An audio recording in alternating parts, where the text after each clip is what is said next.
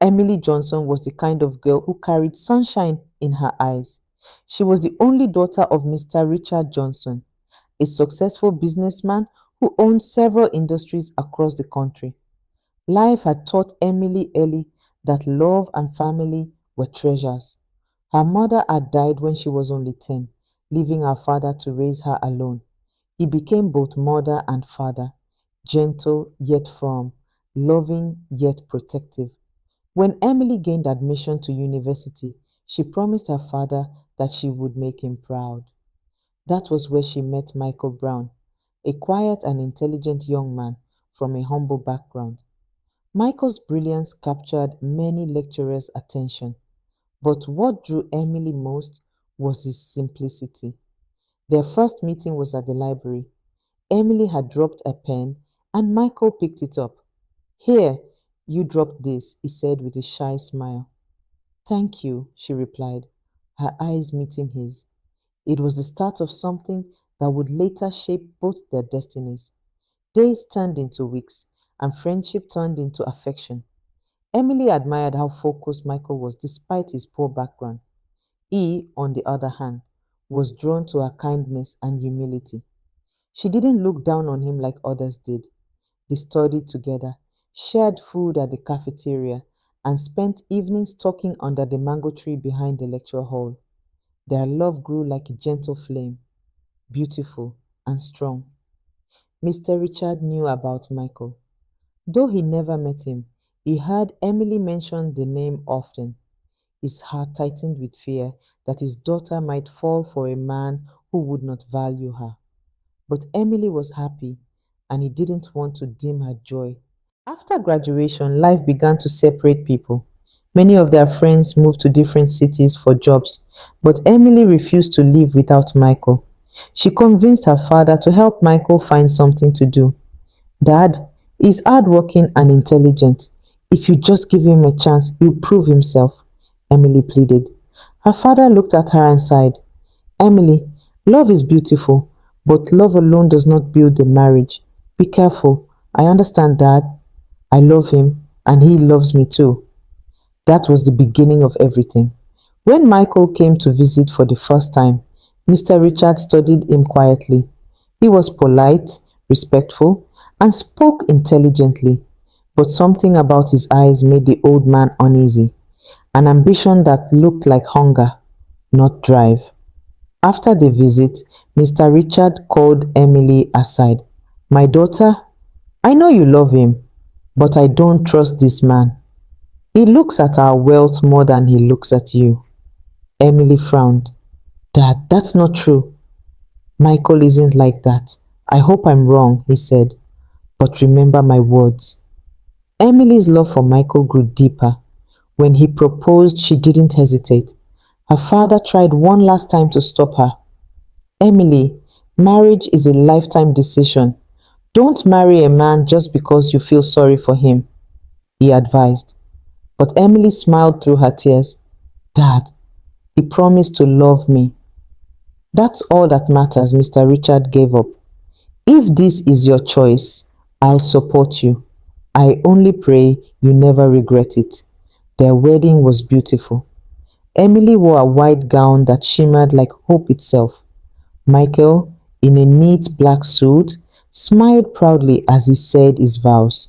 Everyone in the hall clapped when they kissed. Emily's father handed them a gift after the ceremony, one of his smaller industries for Michael to manage. Start your life with this, he said. Make something meaningful. Michael hugged him gratefully. Thank you, sir. I'll make you proud.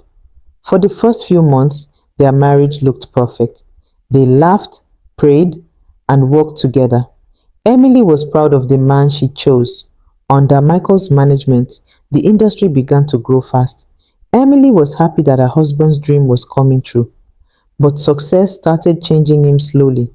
He began to make new friends, men who spent nights in clubs and laughed at the idea of one woman. Emily noticed his late nights and expensive clothes, but whenever she asked, he said, It's just business meetings, babe. She believed him, even when her heart whispered otherwise. One evening, Emily found a lipstick stain on Michael's shirt. Whose lipstick is this? She asked quietly. Michael frowned. Emily, must you question everything? It's nothing. A female client hugged me. That's all. She sighed and walked away, forcing herself to believe him. But deep down, something had broken. Weeks passed, and Michael grew colder. He barely ate her food, stopped calling her during work, and avoided her touch. Emily tried to revive the love, but he always had excuses. I'm busy, I'm tired, I need space. Loneliness became her new companion. She prayed, hoping her husband would return to the man she once knew. One evening, Emily followed Michael secretly after he told her he was going for a business dinner. What she saw broke her heart. There he was, her husband, holding another woman's hand, laughing and feeding her in a restaurant. The woman was younger, flashy, and bold. Tears streamed down Emily's face. She didn't confront him that night. She just went home and cried until morning. When Michael returned home, Emily couldn't hold it anymore. Michael, who is she? He looked at her coldly. Emily, don't start. I saw you, Michael. You were with her. He shrugged. And so? You're not my mother. I'm tired of this marriage. That was the day Emily realized the man who once swore to love her no longer cared. A few weeks later, news spread that Michael had proposed to the same woman. Emily confronted him in tears. How could you do this to me? I gave you everything, my love, my money, my trust. He smirked. And I didn't ask for it. You chose this. I don't love you anymore. Those words shattered her spirit. Emily begged him to think of their memories, but Michael had already made up his mind. He filed for divorce. Her father tried to call him several times, but Michael either switched off his phone or ignored the calls. Emily discovered she was pregnant, hoping that would make him stay. But when she told him, he said coldly, and then, that's your business, not mine.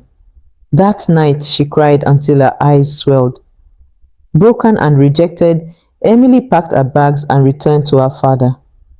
The old man hugged her tightly, tears rolling down his wrinkled cheeks. My daughter, I warned you, he whispered. I know, Dad. Please forgive me. There's nothing to forgive. You're my child. I will always stand by you. That was the comfort I so needed. Mr. Richard's health began to fail. Before he died, he wrote a will, transferring all his properties, including the industries, to Emily and her unborn child.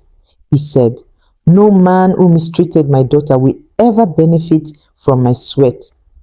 A month later, he passed away peacefully, leaving Emily heartbroken yet grateful.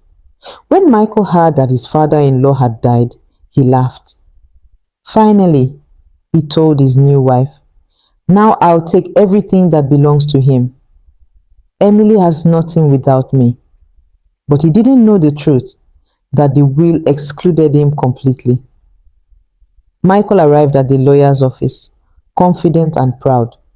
I am here to claim my inheritance as Mr. Johnson's son-in-law, he announced. The lawyer looked up from the file. I'm sorry, Mr. Brown. You have no share. The entire estate belongs to Mrs. Emily Brown and her son. What? He shouted. That's impossible. It's all here in writing, signed and sealed. That day, Michael's pride crumbled. His new woman, realizing the truth, left him immediately. His business partners withdrew. Within months, the company he managed collapsed due to fraud and mismanagement. He lost everything, his money, his reputation, and his peace. He became a shadow of the man he once was. Years later, Emily had rebuilt her life. She raised her son with love and taught him values her father once taught her: humility, patience, and wisdom. One afternoon, while visiting her father's old company, she saw a thin man sitting outside begging for food. It was Michael. Emily, he whispered, ashamed. She looked at him calmly. Michael, life is fair. You planted betrayal, you reaped loneliness. Tears filled his eyes. I'm sorry. She nodded. I forgave you long ago, but forgiveness doesn't erase consequences. She gave him some money and walked away. Emily later told her son, love is beautiful, but never blind. A good heart should not be wasted on someone who only sees your worth in money. Her story became an inspiration to many women, teaching them that love without respect is slavery and a good heart should be guarded like treasure. She found peace not in revenge, but in strength. And every night, when she looked at her son, she smiled softly and whispered, he promised to love me, but I learned to love myself instead. Thank you for watching. If you enjoyed this video, don't forget to subscribe and turn on notifications for more content.